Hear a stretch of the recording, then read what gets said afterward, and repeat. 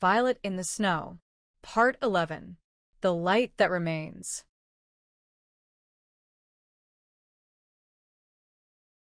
The morning after the lantern gathering, the forest was hushed in a way that felt sacred. Snow blanketed the clearing, softening every edge, and the lanterns, now dimmed, stood like quiet sentinels. Violet stepped outside with a cup of pine tea, her breath curling in the cold air, and walked among them. Each lantern held a memory, a story, a soul who had come seeking something and left carrying light.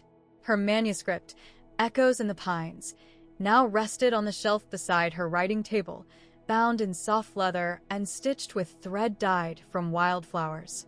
Clara's illustrations filled its pages with warmth and wonder.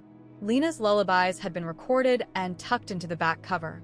Theo had offered to help print copies in town, and others had volunteered to share it with libraries, clinics, and quiet corners where healing was needed.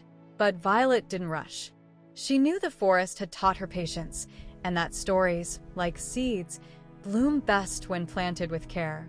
In the weeks that followed, she received letters, some from former nurses, others from strangers who had heard whispers of the cabin in the woods.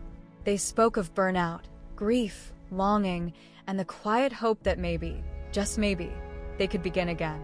Violet responded to each one, not with advice, but with stories. She sent pressed leaves, sketches of ash, and small bundles of herbs labeled for courage or for rest. Her cabin had become more than a refuge. It was now a beacon.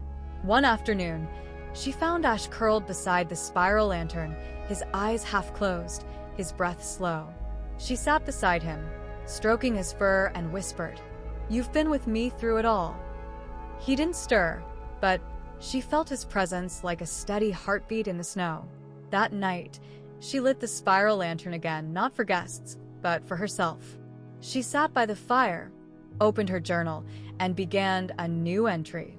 The light we kindle doesn't end when the flame fades.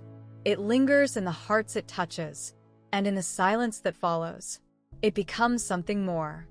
Outside, the snow fell gently. Inside, Violet wrote, not to finish something but to begin again.